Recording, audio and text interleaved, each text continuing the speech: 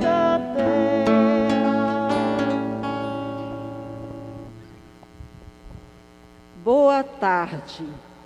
Boa tarde. Neste momento, vamos conversar um pouco sobre a ação do Espírito Santo na vida litúrgica.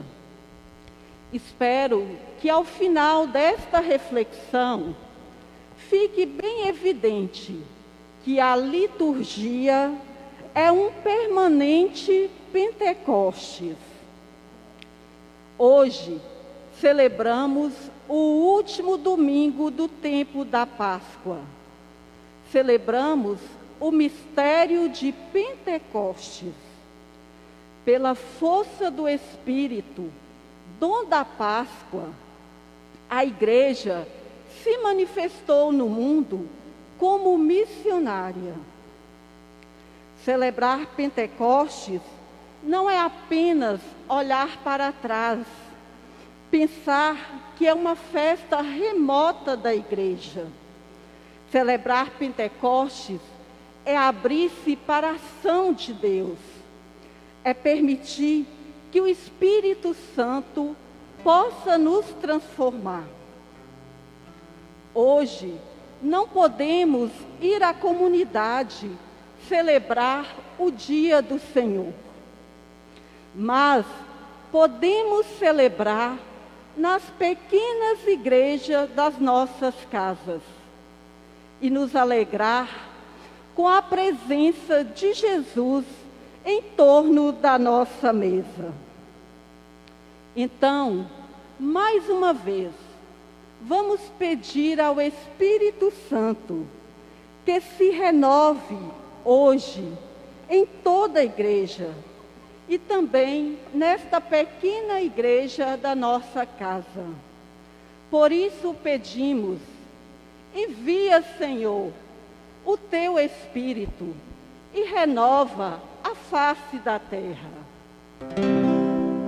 Envia teu Espírito, Senhor, e renova a face da terra.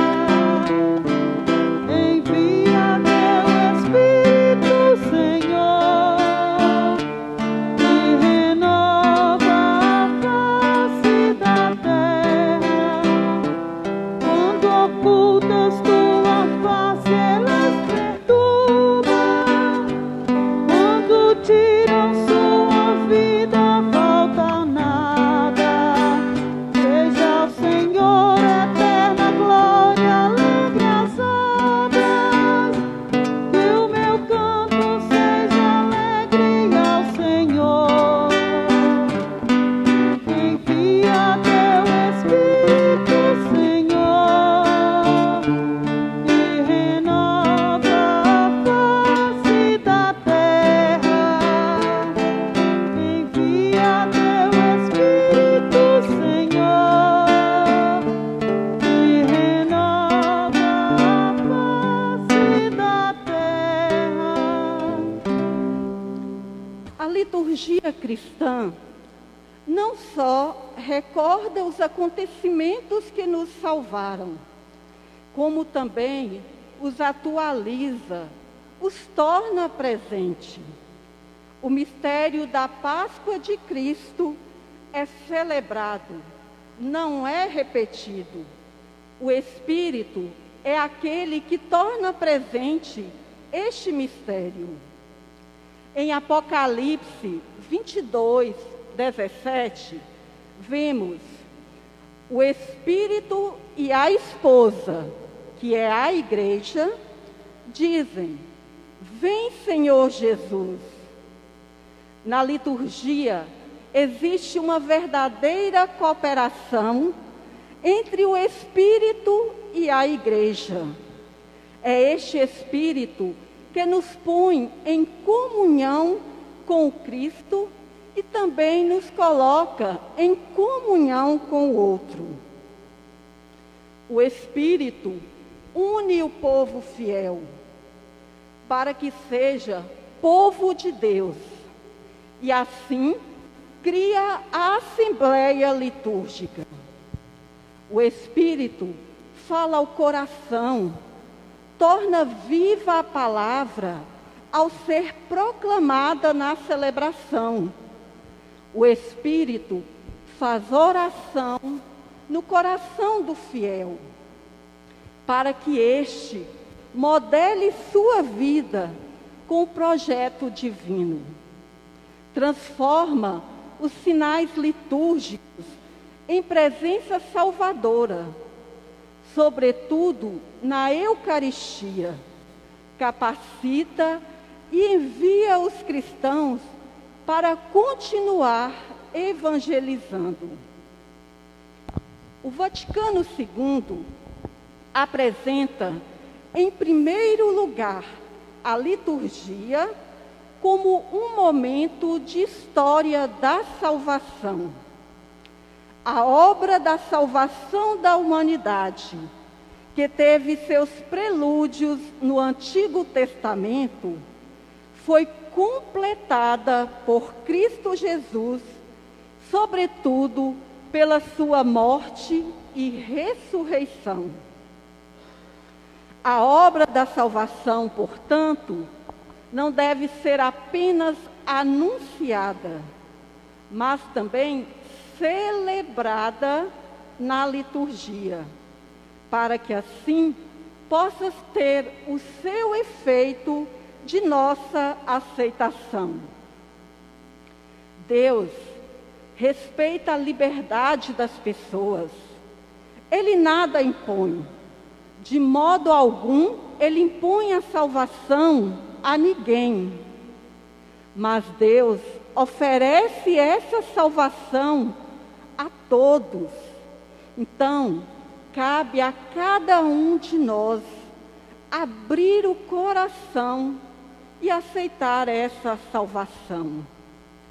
A partir do momento que nós nos abrimos, aceitamos a salvação, nós nos tornamos salvos. Ora, toda obra de salvação é realizada pelo Espírito Santo.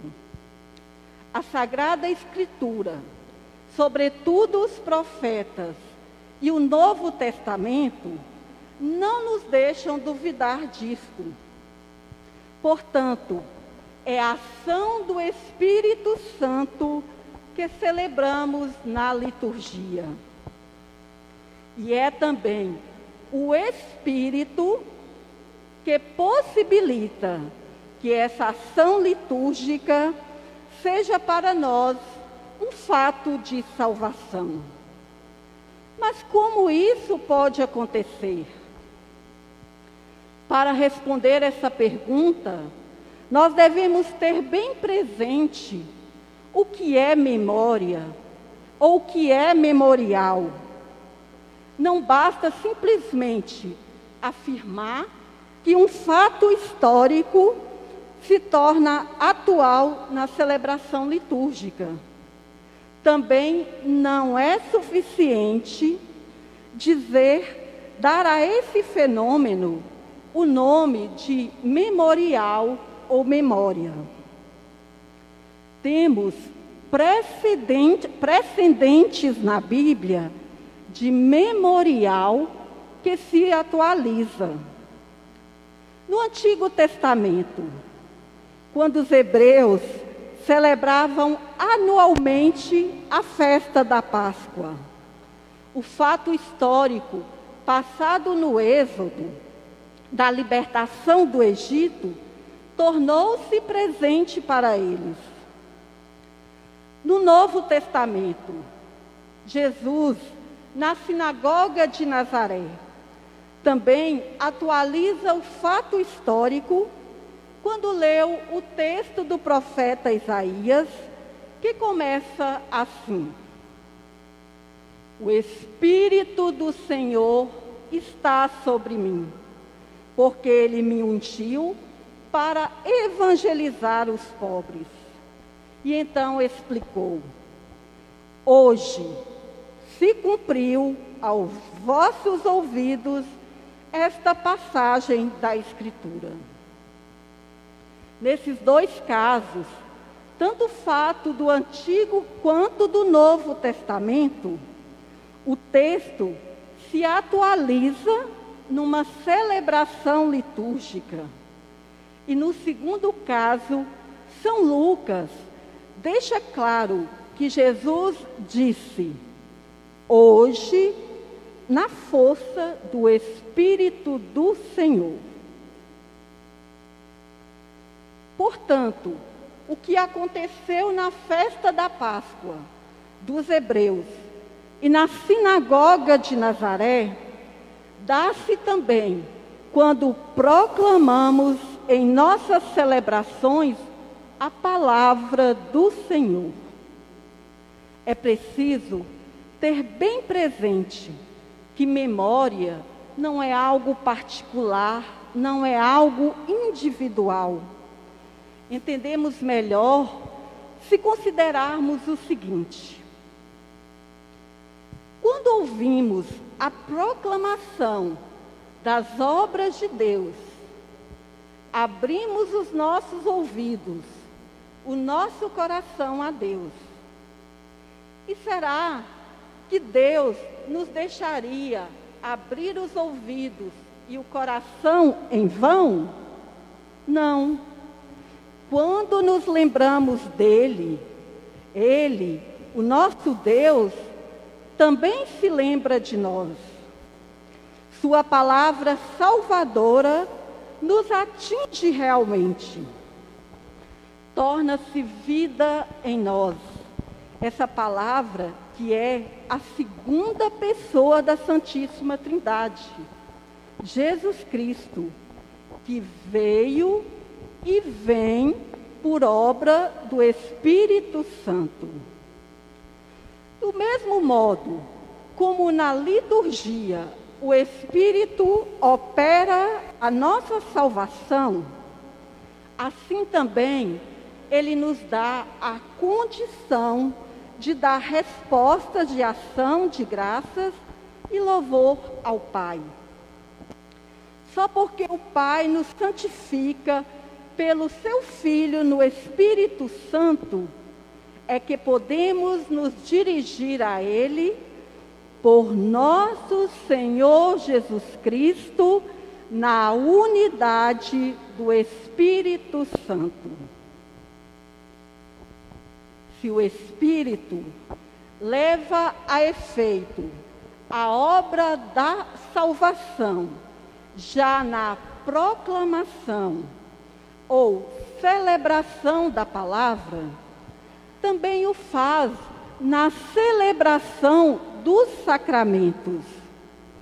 O núcleo celebrativo dos sacramentos é uma proclamação das maravilhas operadas por Deus para a salvação de toda a humanidade. Então, além dos ritos sacramentais e dos ritos das nossas celebrações litúrgicas, inúmeras outras expressões verbais e simbólicas, e até mesmo o silêncio, mostram a presença e ação do Espírito Santo na liturgia. São Lucas descreve nos Atos dos Apóstolos a origem da igreja e da liturgia. Para ele, o Senhor exaltado, que envia do Pai o Espírito Santo e faz assim nascer a igreja com sua atividade central, que é a liturgia. Conforme São Lucas, que haja um espaço de tempo de 40 dias entre a ressurreição e a ascensão do Senhor, e que dias mais tarde venha o Espírito Santo, venha o Pentecostes. Muitos padres da Igreja Antiga afirmam como o Filho de Deus assumiu um corpo humano pela descida do Espírito Santo sobre a Virgem Maria, assim nasceu seu corpo místico pela descida do mesmo Espírito, completando-se desta maneira a Páscoa do Senhor, no nascimento da Igreja, com a sua liturgia. Essa afirmação se repetiu ao longo da história e ainda nos dias de hoje ecoa em nossos ouvidos. Nesse contexto, podemos lembrar que o mesmo Espírito desce sobre o pão e o vinho que apresentamos na Eucaristia e dá assim origem ao corpo eucarístico de Cristo. Podemos com toda razão dizer que o Espírito Santo é a alma da Igreja, que especialmente na liturgia se manifesta e realiza como o corpo de Cristo com seus muitos membros. Fazendo uma referência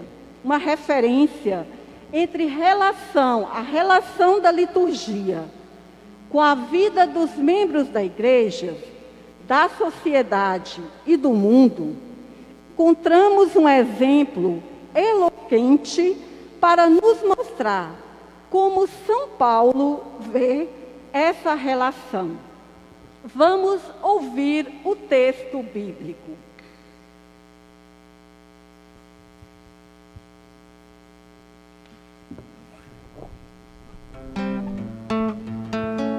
É como a chuva que lava, é como o fogo que abrasa. Tua palavra é assim, não passa por mim sem deixar um sinal. Tenho medo de não responder, de fingir que não escutei. Tenho medo de ouvir teu chamado, virar do outro lado, fingir que não sei. Tenho medo de ouvir teu chamado, virar do outro lado, fingir que não sei.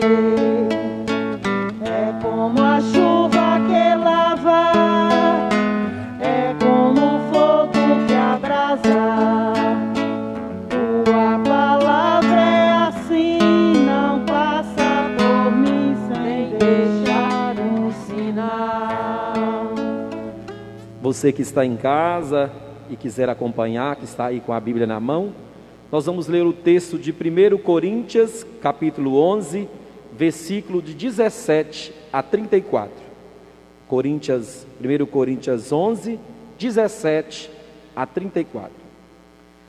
Dito isso, não posso elogiar vocês, porque as suas assembleias, em vez de ajudá-los a progredir, os prejudicam. Antes de tudo, ouço dizer que, quando estão reunidos em assembleias, há divisão entre vocês.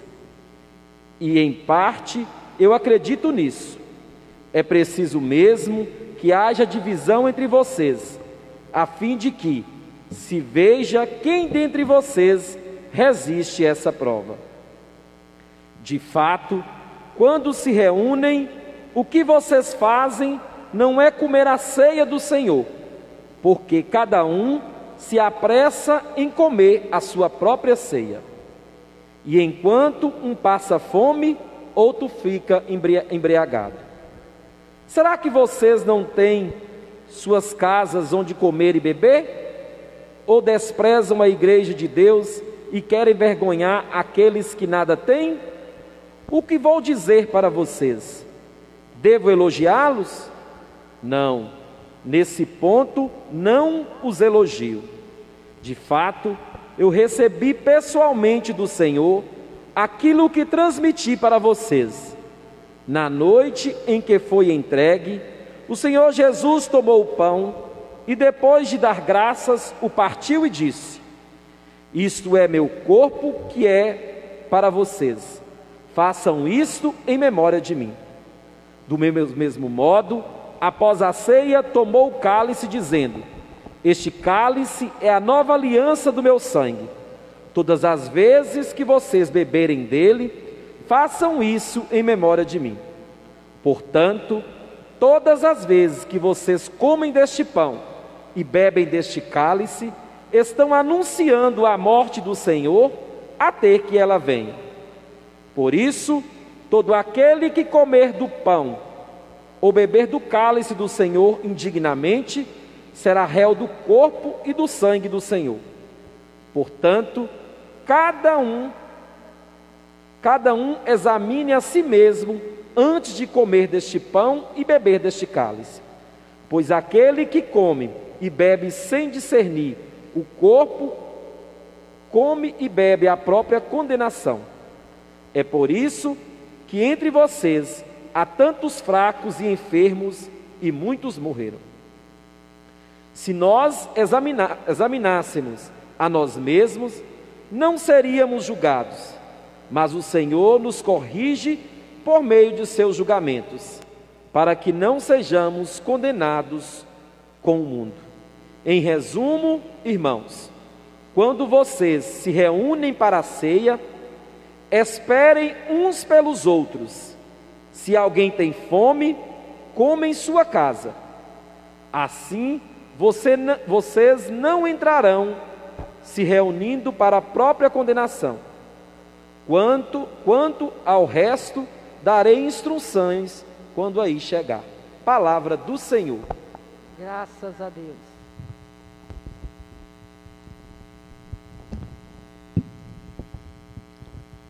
Bom, para quem está com a Bíblia e quiser conferir agora ou depois, no mesmo contexto, imediatamente após esse texto que foi lido, seguem as explicações de São Paulo sobre o corpo de Cristo e os múltiplos dons do Espírito Santo que visam a união e edificação da comunidade. Mas no texto que acabamos de ouvir, São Paulo repreende os coríntios, não porque fizessem algo eventualmente errado na celebração da Eucaristia como tal, mas porque eles não vivem aquilo que celebram. A união dos membros do corpo de Cristo e o amor fraterno, que são dons exímios do Espírito Santo para a edificação da igreja, naquele momento não está sendo vivido pelos coríntios. Os coríntios procuram o próprio proveito e não procuram se assemelhar a Jesus, que se entregou na última ceia por amor. Então, caminhando para finalizar, no Antigo Testamento, a presença do Espírito de Deus tem a função de criar, animar, discernir, profetizar, ressuscitar, libertar e recriar. E estas também são as mesmas funções do Espírito Santo no Novo Testamento. O Espírito continua vivo, atuante, tanto na vida de cada um de nós, como na vida da comunidade. Ao ler o livro dos Atos dos Apóstolos, devemos nos colocar no lugar dos discípulos, identificar com aqueles que foram cheios do Espírito e experimentar a emoção de ver milhares de respostas à mensagem do Evangelho. Precisamos perceber a ousadia, a coragem que o Espírito Santo concedia aos crentes do primeiro século, que mesmo diante do sofrimento, da morte, aproveitavam todas as oportunidades para falar do seu Senhor crucificado e ressuscitado. Então, somos convidados a decidir para imitar estes mesmos crentes. Por isso cantamos: vem, vem Espírito Santo de amor, vem a nós, traga à igreja um novo vigor. Cantemos.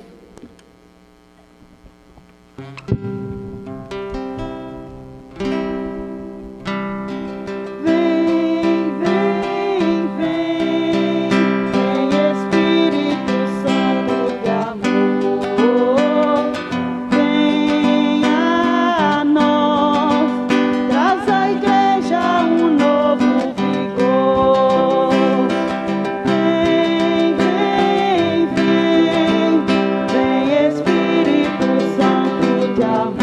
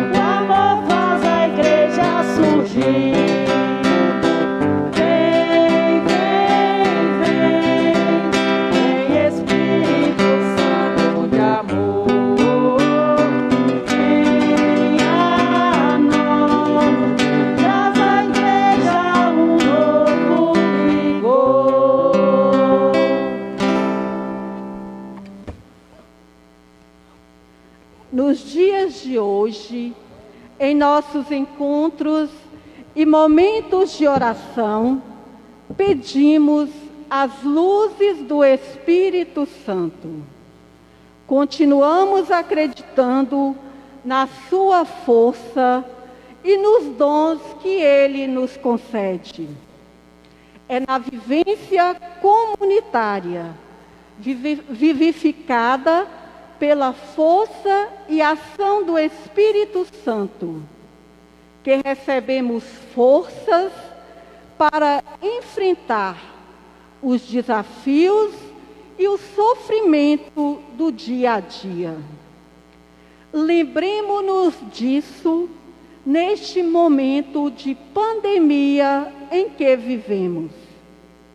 A presença do irmão, mesmo distante, nos ajuda a viver melhor. A solidariedade da comunidade sustenta a missão. Deus, que animou a vida e a missão das primeiras comunidades cristãs, com a força do Espírito Santo, ilumine também os nossos corações e acenda neles o fogo do seu amor, para que sejamos testemunhas da Páscoa com palavras e com nossa vida. Amém. Muito obrigada.